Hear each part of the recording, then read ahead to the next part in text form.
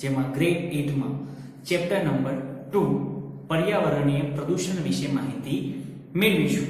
તો પ્રદૂષણ એટલે આપણને ખ્યાલ જ છે કે આપણે જે આપણા કુદરતી સ્ત્રોતો છે એને દૂષિત કરીએ છીએ, જેને આપણે કહીએ છીએ પ્રદૂષણ.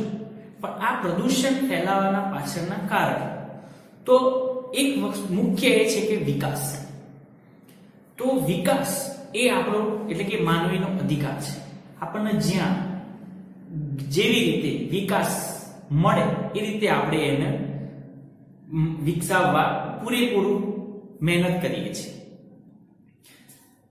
હવે આધુનિક સમયની અંદર જોઈએ તો ઔદ્યોગિક ક્રાંતિ, નવા નવા યંત્રો શોધાયા છે, તો એના કારણે વિકાસ વધતો ગયો છે.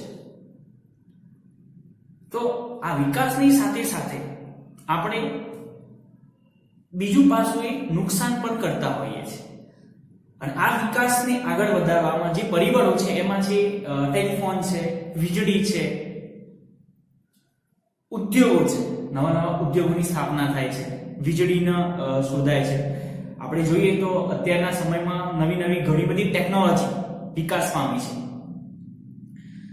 કેમ કે જે પહેલાના સમયમાં પહેલા સંદેશો મોકલવા માટે તાર ટપાલ, પછી ધીમે ધીમે ધીમે ફોન, ટેલિફોન છે, પછી વાયરલેસ ફોન આવે, પછી આજે મોબાઈલ ફોન, અને હાલમાં જોઈએ આપણે તો ટેકનોલોજીનો જે વિકાસ થયો છે એના કારણે એન્ડ્રોઈડ ફોન જેવા શોધાયા છે. તો આવી એક ઔદ્યોગિક ક્રાંતિના કારણે ઘણું બધું પરિવર્તન જોવા મળે છે. આ બધા જે પરિબળો છે એ વિકાસ કરવા માટેના મહત્વના પરિબળો છે. પણ સાથે સાથે આપણે જે કુદરતી સ્ત્રોતો છે, જે આપણને કુદરત દ્વારા પ્રાપ્ત થાય છે, એવા સ્ત્રોતોનો આપણે અમર્યાદિત ઉપયોગ, મર્યાદિત અને અમર્યાદિત આપણે બિનજરૂરી ઉપયોગ એનો કરીએ છીએ, જેનાથી આપણે પ્રદૂષણ ફેલાવીએ છીએ. જેના કારણે વનસ્પતિ છે, પાણી છે અને હવા, આ બધાને આપણે દૂષિત કરીએ છીએ. તો આ જે પ્રદૂષણ છે, અને આમાં મુખ્યત્વે જોવા જઈએ તો આપણે ભૂમિનું, હવાનું અને પાણીનું વધુ પ્રમાણમાં પ્રદૂષણ કરતા હોઈએ છીએ. અને જે આપણા જીવન માટે મહત્વનું છે, ભૂમિ પણ આપણા માટે મહત્વની છે, હવા આપણા માટે ખૂબ જ અગત્યનું છે, અને જ્યારે પાણી એ પણ આપણા જીવન માટે જરૂર છે. આ જે ત્રણ છે, ભૂમિ છે, હવા છે અને પાણી, એ આપણા જીવનના ત્રણ મહત્વના પરિબળો છે જેને આપણે પ્રદૂષિત કરીએ છીએ. હવે આપણે આગળ જોઈશું કે જે પ્રદૂષણો, મુખ્યત્વે 4 પ્રકારના પ્રદૂષણો આપણા દ્વારા થાય છે, જેમાં આપણે જોયું કે ભૂમિ છે, પાણી છે અને હવા, અને ચોથું જે છે કે ધ્વનિ પ્રદૂષણ. તો મુખ્યત્વે પ્રદૂષણ 4 પ્રકારે થતા હોય છે. એક છે પાણી પ્રદૂષણ, બીજું છે હવાનું પ્રદૂષણ,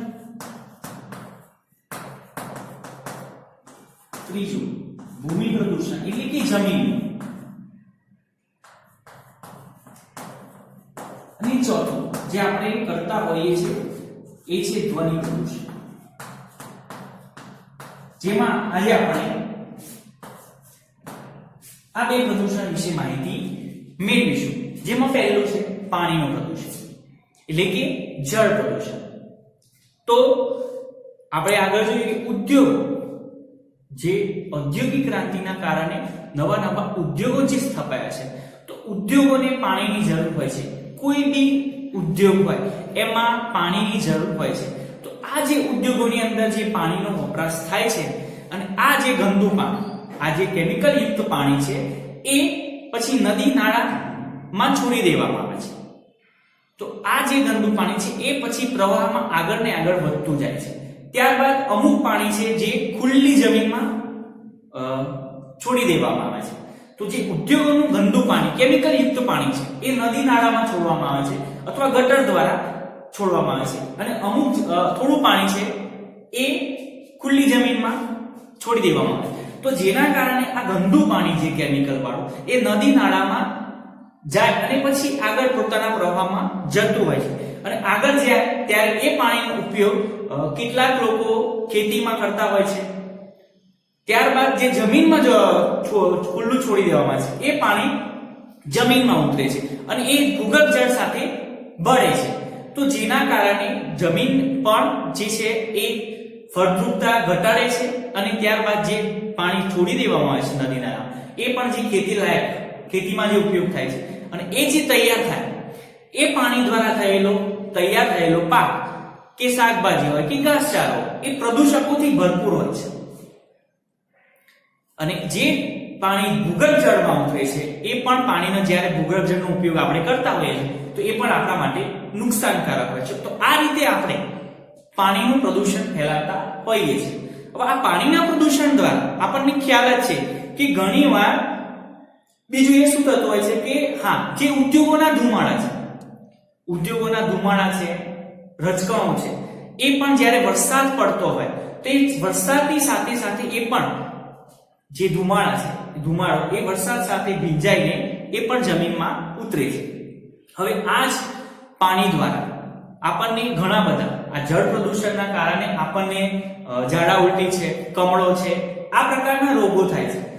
એટલા માટે ઘણીવાર આપણે ક્યાંય જતા હોઈએ, કોઈ બી જગ્યાએ ફરવા જઈએ, કાં તો શાળાએ, કોલેજમાં કે ઓફિસમાં જતા હોય છે તો આપણે પોતાના ઘરેથી પાણીની બોટલ લેતા જઈએ છીએ. તો આપણને આ પ્રદૂષણ જો આપણે પ્રદૂષણ ન કરીએ તો આપણે આ બધી જરૂરી હોતું નથી, પણ જે આપણા દ્વારા પ્રદૂષણ ફેલાય છે એ અથવા બીજું છે આગળ કે આ પાણી દ્વારા જે આગળ સમજાવ્યું મેં કે આ જે ગંદુ પાણી છે એ પાણી જ્યારે નદીમાં આગળ જાય છે અને એ જ નદીનું પાણી ખેતી લાયક જમીનમાં ઉપયોગમાં લેવામાં આવે છે, એનાથી જે પાક લેવામાં આવે, ઘાસચારો છે, શાકભાજી છે, એ પણ પ્રદૂષકોથી ભરપૂર હોય છે. હવે આ પ્રદૂષણ અટકાવવા માટે શું કરવું જોઈએ, આપણે શું કરી શકીએ છીએ? તો જે ગંદુ પાણી, કેમિકલ યુક્ત પાણી જે છોડે છે એવા ઉદ્યોગોને કાં તો બંધ કરી દેવા જોઈએ. ત્યારબાદ અથવા તો એક વસ્તુ એ કરવું જોઈએ કે જે ઉદ્યોગોની અંદર જે આ પાણી જે છોડી દેવામાં આવે છે એની જગ્યાએ જો એ જ પાણીને રિસાયકલ કરીને ફરી ઉપયોગમાં લઈ શકાય, એ જ પાણીને ફરી રિસાયકલ કરી એટલે કે એ જ જે ફિલ્ટર કરી અને એ જ પાણી ફરી જો ઉપયોગમાં લઈ શકાય તો પાણીનો ખોટો બગાડ પણ ના થાય અને જે કેમિકલ યુક્ત પાણી છે એ આપણે જે છોડી દેવામાં આવે છે એ નકામું છોડવામાં પણ ના આવે. ત્યારબાદ એ જ હવે જે પાણી છે આપણે જે રોજિંદા જીવનની અંદર પાણીનો ઉપયોગ કરીએ છીએ તો એ પાણીનો ઉપયોગ આપણે કરકસરપૂર્વક ઉપયોગ કરીએ, આપણી જરૂરિયાત પ્રમાણે જ પાણીનો ઉપયોગ કરવો જોઈએ. તો આ જે ટોપિક પહેલો હતો પાણીનું પ્રદૂષણ, એમાં આપણે જોયું કે પ્રદૂષણ કેવી રીતે ફેલાય છે, એના દ્વારા શું થઈ શકે છે, પાણીના પ્રદૂષણથી આપણને માનવ જીવન પર શું અસર થાય છે અને એને અટકાવવા માટે શું કરવું જોઈએ એ આપણે માહિતી મેળવી. હવે નેક્સ્ટ ટોપિક જે છે હવાનું પ્રદૂષણ. તો જળ પ્રદૂષણ એટલે કે પાણી પ્રદૂષણની જેમ જ હવાના પ્રદૂષણના કારણે પણ ઘણું બધું નુકસાન થઈ રહ્યું છે. તો આમ જોવા જઈએ તો ઉદ્યોગો મુખ્યત્વે આપણે શહેરી વિસ્તારમાં પણ અત્યારે આધુનિક સમયમાં ગ્રામ્ય વિસ્તારમાં પણ ઉદ્યોગો નાના મોટા સ્થપાયા છે, જેના કારણે જે ઉદ્યોગોના ધુમાડાના કારણે અને એ ઉપરાંત વાહનોના, કેમ કે આપણે જોઈએ છીએ કે શહેરી વિસ્તારની અંદર વાહનોની અવરજવર ખૂબ જ પ્રમાણમાં વાહનો હોય છે. તો આ વાહનોની અવરજવરના કારણે અને એમના ધુમાડાના કારણે પણ હવાનું પ્રદૂષણ ફેલાય છે અને આ જે ધુમાડાના કારણે વાતાવરણની અંદર કાર્બન ડાયોક્સાઇડ, કાર્બન મોનોક્સાઇડ, બેન્ઝોપાયરેટ અને નાઇટ્રેટ ઓક્સાઇડ આવા વાયુઓનો ફેલાવો થાય છે, જેના કારણે ગ્લોબલ વોર્મિંગ, આપણે આગળના જે ચેપ્ટર હતા એમાં જોયું હતું ગ્લોબલ વોર્મિંગ. તો આના કારણે પૃથ્વી પર જે ગ્લોબલ વોર્મિંગની અસર છે એ ફેલાય છે, કેમ કે આ જે 4 વાયુઓ છે એ ના કારણે ગરમીનું પ્રમાણ સતત વધતું રહે છે.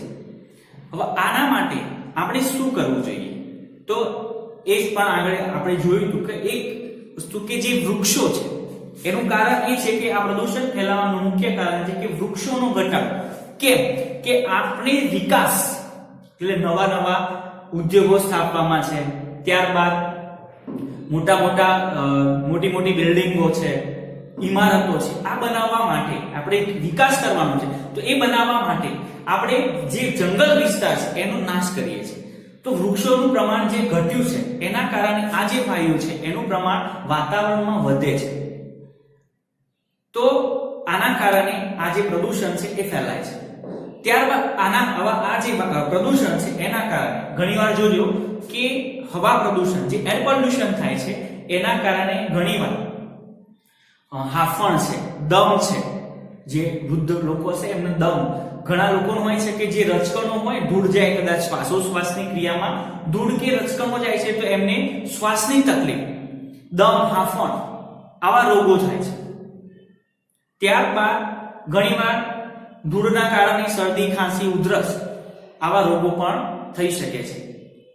હવે આ જે હવાનું પ્રદૂષણ છે કઈ રીતે ફેલાય એ પણ જોયું, શું વસ્તુ, કયા રોગો, કઈ પ્રકારની આપણને મુશ્કેલીઓ પડે છે. હવે રોકવા માટે તો આપણે જોઈએ છીએ કે હાલના સમયમાં પીયુસી જેવું, પીયુસી નો જે હોય કાયદો આવ્યો છે તો પીયુસી ફરજિયાત કરવું જોઈએ. ત્યારબાદ સીએનજી અને એલપીજી વાહનો, એટલે જે ગેસ કીટ વાળા વાહનો છે, સીએનજી અને એલપીજી જે વાહનો છે એનો વધારો કરવો જોઈએ. ત્યારબાદ વૃક્ષો, વધુ પ્રમાણમાં વૃક્ષોનો ઉછેર કરવો, જેના કારણે આ પ્રદૂષણથી આપણે બચી શકીએ છીએ. અને એ ઉપરાંત જે વારંવાર વાહનોમાં જે ઘણીવાર હોય છે કે એન્જિનમાં પ્રોબ્લેમ હોય તો એ જે વાહનો છે એનો સમયસર આપણે સર્વિસ કરાવવી જોઈએ, જેનાથી જે એન્જિન હોય એના કારણે ધુમાડો વધુ પડતા ફેંકતા હોય વાહનો, તો આવા જે વાહનો છે એનું વારંવાર એટલે કે ચોક્કસ સમયગાળામાં એમની સર્વિસ કરાવવી જોઈએ. અને મોટા મોટા જે ઉદ્યોગો છે જે વધુ પ્રમાણમાં ધુમાડા એટલે કે વધુ પ્રમાણમાં જે હવાનું પ્રદૂષણ ફેલાવે છે એવા ઉદ્યોગોને બંધ કરવા જોઈએ, જેનાથી હવાનું પ્રદૂષણ અટકાવી શકાય છે.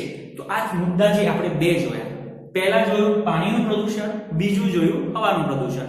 આ ટોપિકની અંદર આપણે પ્રદૂષણ કેવી રીતે ફેલાય છે, એક પાણીનું પ્રદૂષણ કેવી રીતે ફેલાય છે અને હવાનું પ્રદૂષણ કેવી રીતે ફેલાય છે. હવે આ પ્રદૂષણ ફેલાવાથી કઈ વસ્તુ, કઈ મુશ્કેલીઓ માનવ જીવન પર થાય છે, માનવ જીવન પર આ બે પ્રદૂષણની શું અસર થાય છે એના વિશે માહિતી મેળવી, અને એના પછી કે આ બંને પ્રદૂષણ અટકાવવાને માટે આપણે શું ઉપાય કરવા જોઈએ એના વિશે માહિતી મેળવી છે. આજે આપણે આ બે ટોપિક વિશે માહિતી મેળવી. મને ખ્યાલ છે કે તમને સમજ આવી ગઈ હશે. Thank you.